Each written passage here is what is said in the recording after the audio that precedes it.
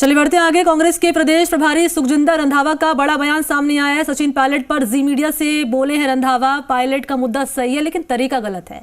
कल देर शाम तक जयपुर आ सकते हैं रंधावा, ये बड़ी जानकारी मिल रही है।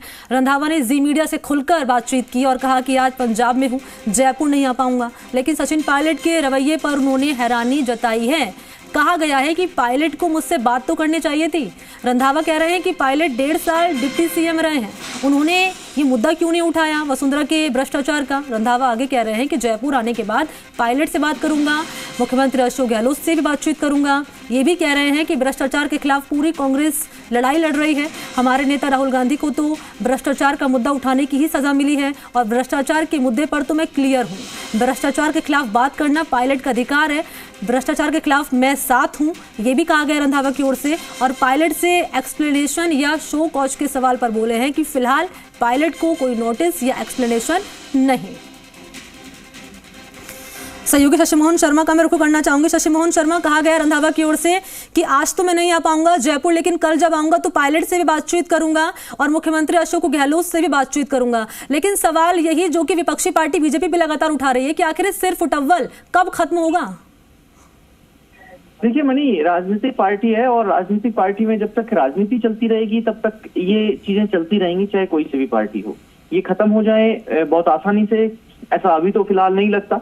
चुनावी साल है, दबाव दोनों पक्षी बनाना चाहेंगे, लेकिन प्रभारी की जो जिम्मेदारी होती है वो संगठन के सभी लोगों को तालमेल बिठा करके किस तरीके से आगे बढ़ा जाए, किस तरीके से खुद की पार्टी को मजबूत करें, दूसरे के ऊपर निशाना साधें, दूसरे की कमजोरियों को उजागर करें। लेकिन अभी हो यह रहा है कि कांग्रेस में आपस में ही खेमेबाजी हो रही है और नेता एक दूसरे पर आरोप प्रत्यारोप लगा रहे हैं। बहरहाल सचिन पायलट और अशोक गहलोत से रंधावा दोनों से बातचीत करेंगे। संभवतः कल देर शाम तक उनका आने का कार्यक्रम बताया जा रहा है। अभी वो मुख्यमंत्री से वो पत्र भी मांगेंगे और सचिन पायलट से भी पूछेंगे कि ये पत्र अब तक आपने क्यों नहीं बताए मुझे।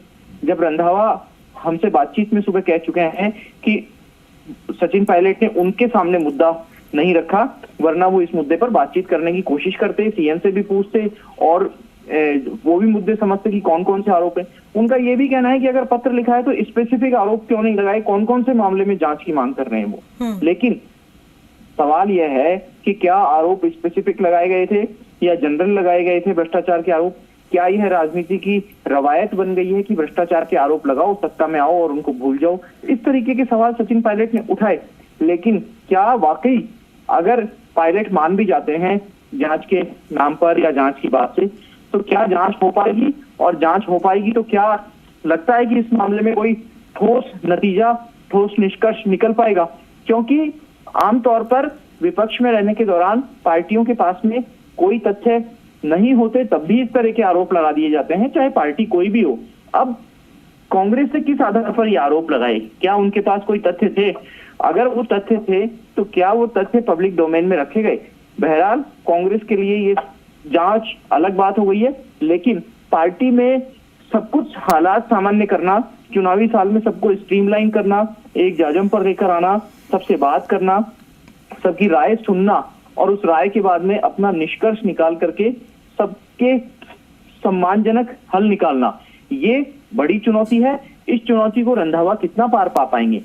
सवाल ये भी है कि पिछले 4.5 साल में राजस्थान में 2 प्रभारी बदले जा चुके हैं और दोनों प्रभारी सचिन पायलट, अशोक गहलोत की आपसी प्रतिस्पर्धा जो पार्टी में रही है संगठन में, उसके चलते हटे हैं। एक प्रभारी ने इस्तीफा दिया है, एक प्रभारी बदले गए हैं।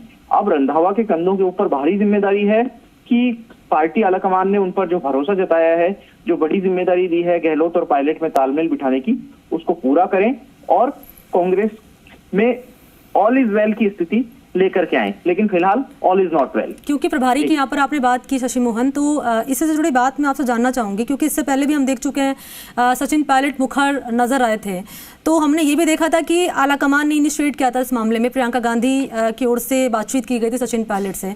क्या लगता है कि इस बार जो बंदूक है वो रंधावा के कंधों पर है? अगर मामला नहीं सुलझता है तो इस बार भी हम वही तस्वीर देखेंगे जो हमने पहले देखी, आलाकमान इनिशिएट करेगा?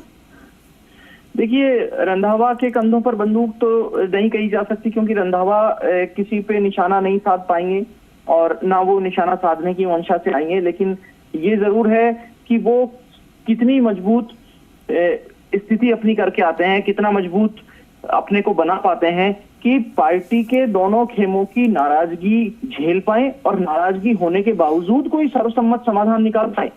दरअसल कांग्रेस को अल्टीमेटली अपने आलाकमान को जवाब देना है, उनको मजबूत करना है। तो आलाकमान को मजबूत करने के लिए, आलाकमान का डिसीजन लागू करने के लिए या उनकी मंशा लागू करने के लिए क्या किया जा सकता है? रंधावा को दोनों पक्षों को बैठा करके बातचीत करानी होगी। सवाल आप देखिए, जायज सा सवाल किसी भी कांग्रेसी के मन में यह उठता है जब हम बातचीत करते हैं कांग्रेस के कार्यकर्ताओं से, नेताओं से, कि क्या रंधावा आने के बाद अब तक 4.5 महीने में एक भी बार सचिन पायलट और अशोक गहलोत को लेकर के टेबल पर बैठ पाए? क्या 3 नेताओं की अकेले में बातचीत हुई? क्या पीसीसी चीफ डोटासरा को साथ में लेकर के 4 नेताओं की आपस में बातचीत हुई? क्या अगर कोई और नेता नाराज है या कोई और नेता अपनी बात रखना चाहता है तो उनको सही तरीके से सुना गया? आपने वॉर रूम में दिसंबर में बैठक ली, ये तैयारी की निश्चित तौर पर, लेकिन अब वही शशि मोहन शर्मा, काबिले गौर होगा जब रंधावा आएंगे जयपुर, कह रहे हैं बातचीत करूंगा पायलट से, मुख्यमंत्री अशोक गहलोत से बातचीत से बात बनेगी, ये काबिले गौर होगा। फिलहाल बहुत शुक्रिया आपका शशि मोहन तमाम जानकारी के लिए।